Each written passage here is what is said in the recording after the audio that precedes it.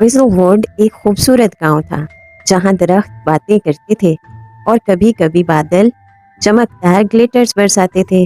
इसी गांव में एक नन्ही जादूगरनी रहती थी जिसका नाम था लूमा। नीले रंग की फ्रॉक और सर से बड़ी टोपी पहने लूमा हर वक्त कुछ नया सीखने को तैयार रहती थी।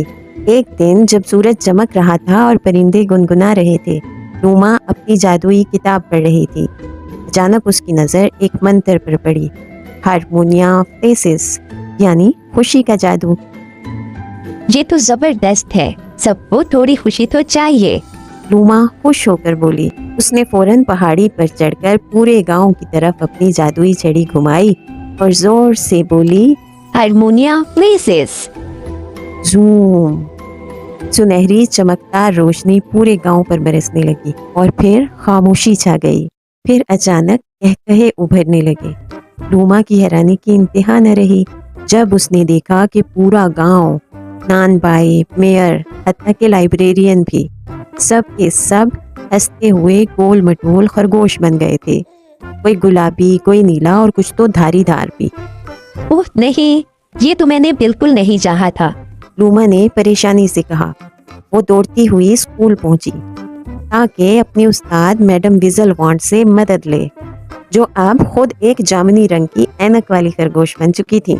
लूमा ने एक के बाद एक जादुई किताब पढ़ी, लेकिन हारमोनिया फ्लेसिस को खत्म करने का कोई मंत्र न मिला। थकी हारी वो स्कूल के बाहर बैठ गई। खरगोश इधर उधर उछल कूद कर रहे थे। हंसी रोकना मुश्किल हो रहा था। तब एक नन्हा खरगोश उसके पास आया और उसे एक छोटा सा फूल दिया। लूमा के चेहरे पर रोशनी आ गई। शायद इस जादू को पलटाने के लिए कोई दूसरा जादू नहीं, बल्कि सिर्फ मेहरबानी चाहिए। फिर लूमा ने दिल से काम शुरू किया। उसने गाजरें इकट्ठी की और खरगोशों के लिए दावत तैयार की।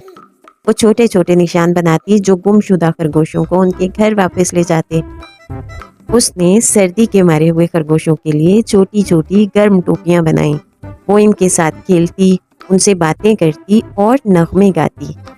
हर नेकी के बाद एक नन्हा सा चमकता हुआ सितारा हवा में बुलंद होता और आहिस्ता आहिस्ता एक एक करके खरगोश फिर से इंसान बनने लगे।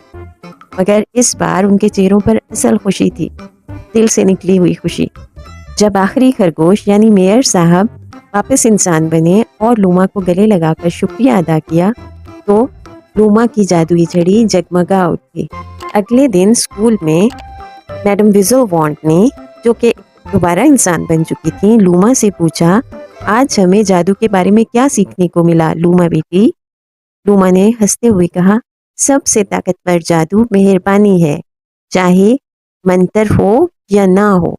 और यूं विज़लवुड सिर्फ जादुई गांव न रहा, बल्कि अब मेहरबानियों से भरा